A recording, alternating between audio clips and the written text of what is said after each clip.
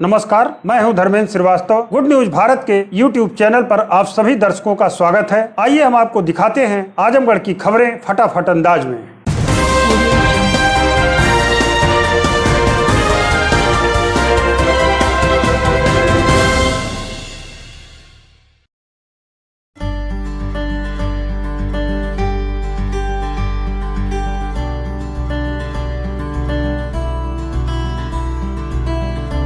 मोकामी थाने की रिपोर्ट व एसपी अनुराग आर्य की संस्तुति के बाद डीएम विशाल भारद्वाज ने अलग अलग थाना क्षेत्रों के रहने वाले गुंडा एक्ट के 8 अपराधियों को 6 माह के लिए जिला बदर कर दिया। इस अवधि में अपराधी जिले में घूमते हुए पाए जाएंगे तो इनके खिलाफ सख्त कार्रवाई की जाएगी।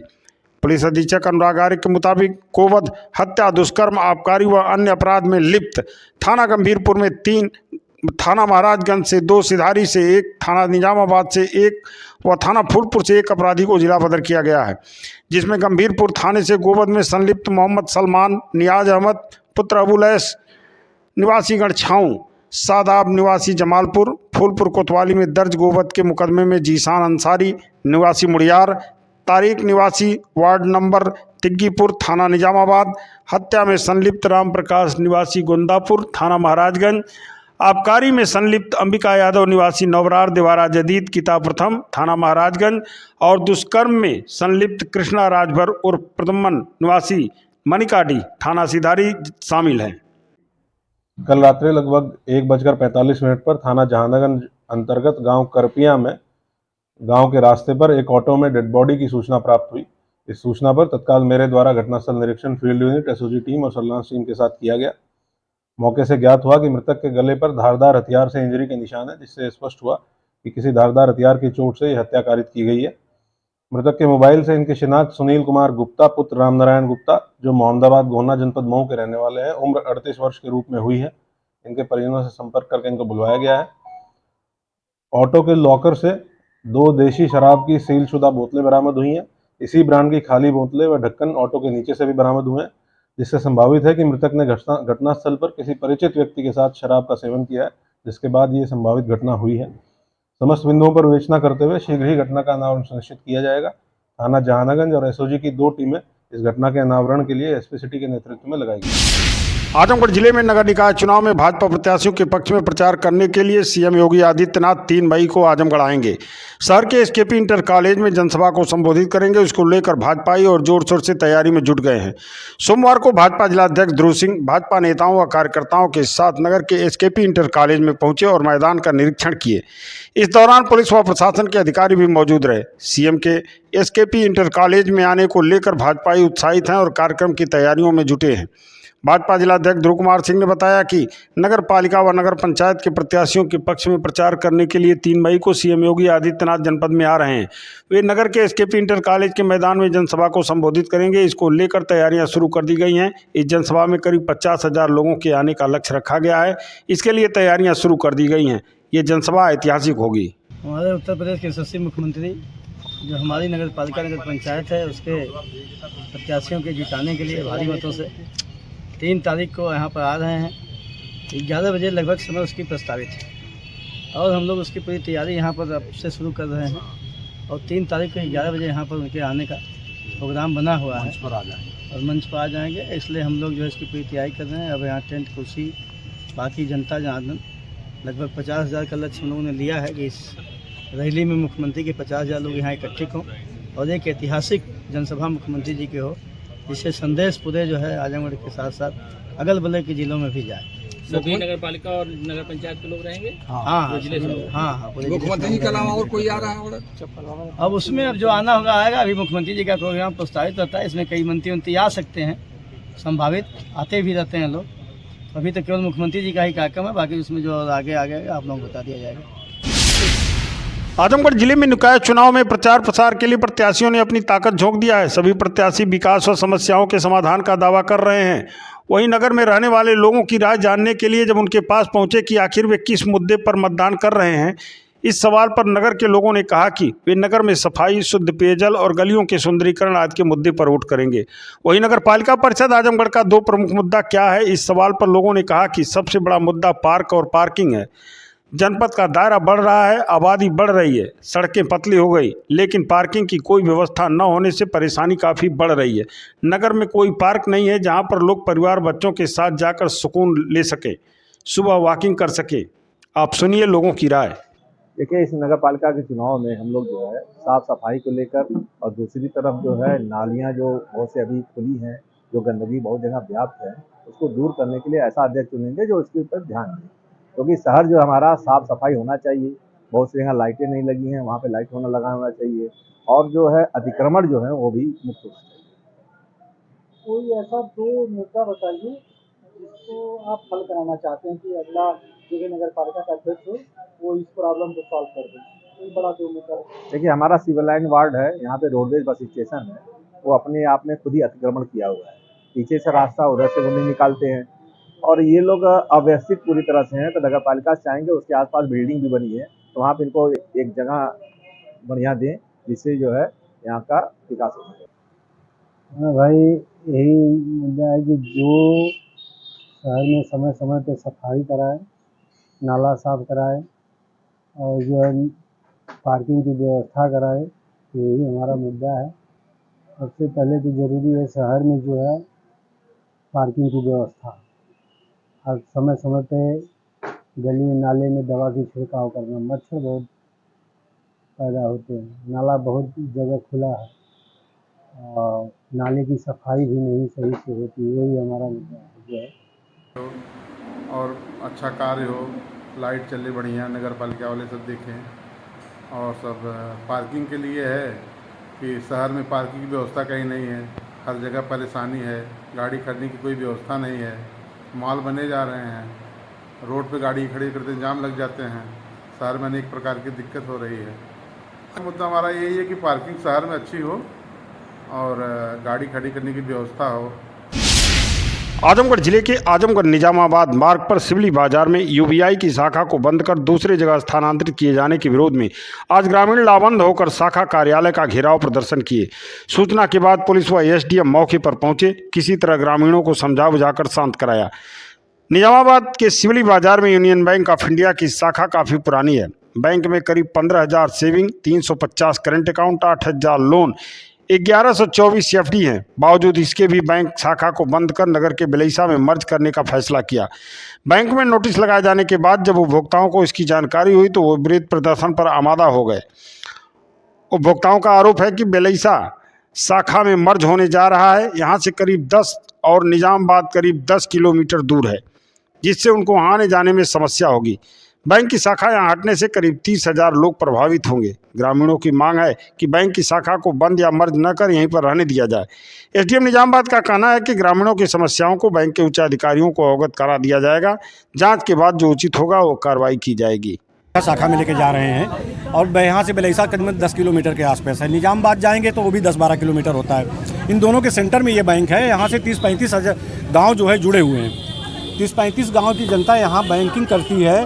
30 से 35 हज़ार अकाउंट्स है, 5,000 लोनिंग अकाउंट्स है। ये कह रहे हैं कि हमारा बैंक लॉस में है, जबकि बैंक अगले साल से ज़्यादा प्रॉफिट में है इस साल। फिर इनके जाने का कोई मतलब समझ में नहीं आ रहा है। तो उच्च अधिकारियों से आपकी बात हुई होगी, कोई नोटिस मिला होगा आपको कि बैंक बंद कर रहे हैं, इस तरह की चीज़? एक्चुअली इन्होंने जो है पेपर में आउट किया कि हम ब्रांच को बिलैसा में मर्ज कर रहे हैं, और 14 तारीख को पेपर में आउट करते हैं। 3 तारीख को नोटिस लगा दे रहे हैं कि ये बैंक जो है बिलैसा में चला जाएगा 3 तारीख को। इतने आनन फानन में ये क्यों जा रहे हैं? क्यों नहीं समय देते? जिसको अकाउंट नहीं रखना होगा अकाउंट क्लोज कर लेगा, जिसको बिलैसा जाना होगा जाएगा, नहीं जाना होगा अपना अकाउंट क्लोज करेगा। ये समय नहीं दे रहे हैं, आनंद फानन में भाग रहे हैं। क्यों भाग रहे हैं इस तरह से भाई? कितने लोग इससे बैंक को हट जाने से कितने लोगों को सुविधा होगी? लगभग 30 से 35 हज़ार जो अकाउंट से सारे लोग देहात से हैं, इंटीरियर से हैं। यहाँ से गलवारा भदली से लेकर के आपके रानीपुर, खाजेपुर से बहुत से गाँव हैं, सेमरा पटकौली, काफ़ी गाँव हैं जिसमें किसानों के कार्ड यहाँ पे अकाउंट्स हैं, KCC बने हुए हैं। उन सबों को नुकसान होगा। बिलैसा में कोई सुनने वाला नहीं है। क्या बताया जा रहा है? क्या नाम है आपका? रोली। कहाँ के रहने वाले? भवानीपुर। आज आप लोग यहाँ बैंक के सामने प्रदर्शन कर रही हैं, क्या मामला है? सर यही मामला है कि हमारा बैंक यहाँ से नहीं, कहीं नहीं जाए, क्योंकि हम लोग का यही नज़दीकी बैंक है। हम लोग बिना मतलब पैदल भी चले आते हैं, और यहाँ उतना दूर कौन जाएगा बिलैसा? इसलिए बैंक यहाँ से जा रहा है बिलैसा, हम लोगों का कष्ट है। एक तरफ गवर्नमेंट हमें सरकार सुविधा देती है और दूसरी तरफ ये लोग हम लोगों को सुविधा छीन कर शहर में ले जाते हैं। हम ज़ईफ़ आदमी हैं, पैर से चल नहीं पाते हैं, इसलिए हम वहाँ कैसे जाएंगे। और मोबाइल छोटी वाली चलाते हैं ताकि मोबाइल को होते हमें जानकारी नहीं है, इसलिए हम कैसे क्या करेंगे। यहाँ जो हमारी माँ बहनें हैं, ट्रांजैक्शन की बात कर रहे हैं, ऑनलाइन ट्रांजैक्शन आप नहीं कर पाते, हमको जानकारी नहीं है, हम उस बारे में क्या करेंगे। जानकारी होती तो कर लेते, लेकिन जानकारी नहीं है। और हमारी जो माँ बहनें हैं, अब ये लोग कह रहे हैं कि इस तरीके से जो हमें OPT वाले मामले नहीं, मोबाइल के मामले में नहीं, अगर कुछ करें, कोई रास्ते में घटना घटे या कोई बात बन जाए तो इसका जिम्मेदारी कौन होगा, हम कैसे झेलेंगे। आसपास और कोई बैंक नहीं है? जी नहीं, एक आध सेवा केंद्र है तो वहाँ जाएंगे, कैसे जाएंगे, हम उस पर विश्वास ही नहीं है। बैंक तो हमारा ये है ना। हाँ, यहाँ पे यूनियन बैंक की शाखा है और बैंक ने शायद निर्णय लिया है कि शाखा को बिलाइशा शाखा में मर्ज करने जा रहे हैं। इसी को लेकर के कुछ लोगों ने यहाँ पे विरोध किया था, अपना ज्ञापन दिया हुआ है। तो इन लोगों की जो समस्या है उसको देखते हुए हम जो भी बैंक के अधिकारी हैं उनको लिखा जाएगा और फिर जाँच करके जो भी उचित कार्रवाई होगी। खबरों में हो चला है एक छोटा सा ब्रेक, आप देखते रहिए गुड न्यूज भारत।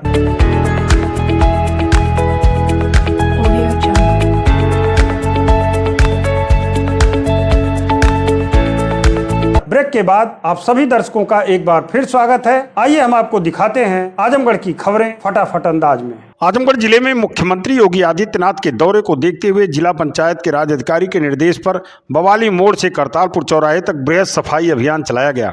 इस दौरान कर्मचारियों ने लोगों को स्वच्छता के प्रति जागरूक किया। सीएम योगी आदित्यनाथ के जनपद में नगर निकाय के चुनाव के प्रचार के लिए 3 मई को जनपद में आ सकते हैं। इसके लिए स्वच्छता अभियान तेज कर दिया गया है। सोमवार को नगर के बवाली मोड़ से बाग लखराव व करतारपुर चौराहे तक ग्रामीण सफाई कर्मचारियों ने सड़कों, चौराहों व तिराहों को टोली बनाकर सफाई की और कूड़े को उचित स्थान पर निस्तारित किया। लोगों को स्वच्छता और संचारी रोगों के प्रति जागरूक भी किया। किसके आदेश से काम चल रहा है? 1 मई 2023 के मजदूर दिवस के शुभ अवसर पर जिला पंचायत राज अधिकारी महोदय के आदेश क्रम में बवाली मोड़ से करतारपुर चौराहे तक, करतारपुर चौराहे से जुनेदगंज से बवाली मोड़ तक ग्रामीण सफाई कर्मचारियों द्वारा स्वच्छता अभियान चलाया जा रहा है। माननीय मुख्यमंत्री जी के दौरा को देखते हुए ग्रामीण सफाई कर्मचारियों द्वारा रोड के दोनों पटरी पे पॉलीथीन बीनते हुए, पॉलीथीन एकत्रित करके उचित स्थान पर रखते हुए, झाड़ू लगाते हुए, कूड़ा हटाते हुए सम्मानित साथियों द्वारा अपने अपने ग्राम पंचायत में साफ सफाई करके सुनिश्चित किया जा रहा है। बवाली मोड़ से लेकर करतारपुर चौराहे तक साफ सफाई करके सुनिश्चित किया जा रहा है। कटिया में आजमगढ़ जिले में चुनाव चिन्ह आवंटन के बाद नगरपालिका निकाय चुनाव का शोर तेज हो गया है। प्रत्याशी डोर टू डोर चुनाव प्रचार में अपनी ताकत झोंक दिए हैं, तो दूसरी तरफ प्रत्याशियों के द्वारा मकानों के दरवाजे, दीवारों पर पोस्टर चिपकिया दिया जा रहा है। एसडीएम सदर ज्ञानचंद गुप्ता का कहना है कि चुनाव चिन्ह आवंटन के साथ ही प्रत्याशियों के साथ बैठक कर उनको आदर्श आचार संहिता व व्यय पुस्तिका के बारे में विस्तार से बताया गया था। उन्होंने बताया कि किसी भी सार्वजनिक स्थान पर कोई भी प्रत्याशी पोस्टर या बैनर चुनाव प्रचार से संबंधित कोई सामग्री नहीं लगा सकता। लोगों के घरों पर अगर पोस्टर लगाता है और उस पर मकान मालिक कोई आपत्ति करता है तो उसे तत्काल हटाया भी जाएगा और इसका खर्चा प्रत्याशियों के खर्चे में जोड़ दिया जाएगा। अच्छा सर, कई कैंडिडेटों द्वारा जो प्रचार के दौरान, कन्वेंसिंग के दौरान प्राइवेट घरों में काफ़ी पोस्टर लगा दिए जा रहे हैं, चिपका दिए जा रहे हैं, उसमें कोई कार्रवाई कैसे होगी? नहीं, प्राइवेट घरों में यदि किसी को ऑब्जेक्शन है तो वो ऑब्जेक्शन देगा तो हटवा दिया जाएगा। सार्वजनिक स्थल पे कोई बैनर, पोस्टर, फ्लैक्स नहीं लग सकता है और जो भी उनके द्वारा फ्लैक्स या बैनर, पोस्टर लगाए जा रहे हैं वो उनके व्यय में सम्मिलित किया जाएगा। पिछले 3 दिनों से मौसम के बदलाव के बाद जनपदवासी काफ़ी राहत महसूस कर रहे हैं। रविवार को हुई बरसात के बाद सोमवार को भी सुबह से आसमान में बादल छाए रहे, बारिश की संभावना बनी रही। बीच बीच में हल्की धूप भी निकल रही है, लेकिन सुबह से मौसम का मिजाज बदला हुआ था। दोपहर को हल्की बूंदाबांदी भी रही। रात में आसमान बादल उमड़ घुमड़ करते रहे। सोमवार को सुबह हल्की धूप निकली, इसके बाद फिर आसमान में बादलों ने कब्जा कर लिया। सूर्यदेव और बादलों के बीच लुका छिपी का खेल जारी रहा। बीच बीच में धूप निकल जा रही है। धूप जब भी निकल रही थी बरसात के कारण काफ़ी तेज लग रही थी, जिससे लोग परेशान हो जा रहे थे। लोगों का कहना है कि पिछले 3 दिनों से बादल है, सुबह शाम मौसम ठंडा हो जा रहा है। बादल घिरे रहने से अब भी बारिश की संभावना बनी हुई है। लोगों ने कहा कि गर्म और ठंड मौसम के होने के कारण लोगों को बीमार रहने का खतरा काफ़ी बढ़ जाता है। ऐसे में लोगों को मौसम से काफ़ी सावधान रहने की ज़रूरत है। मौसम अब 2 दिन से बिगड़ा हुआ क्या है? ऐसा है कि प्रकृति है, मौसम का उतार चढ़ाव है, इस समय विशेष सावधानी रखने की जरूरत है। जैसे सर्दी जुकाम और जो फ्लू वगैरह होता है, ऐसे ही मौसम में होता है जब उतार चढ़ाव होता है। इसलिए हम तो यही कहें कि अपने स्वास्थ्य का जनता स्वयं ध्यान दे, बाकी प्रशासन जो करना होगा करेंगे। जनता अगर अपना ध्यान नहीं देगी तो शासन क्या करेगा। इसलिए हम यही कहेंगे कि अपने स्वास्थ्य का आप लोग ध्यान दीजिए। क्या नाम है आपका? मेरा नाम हल्दर दुबे है। क्या नाम है आपका? दुर्ग विजय सिंह नाम है।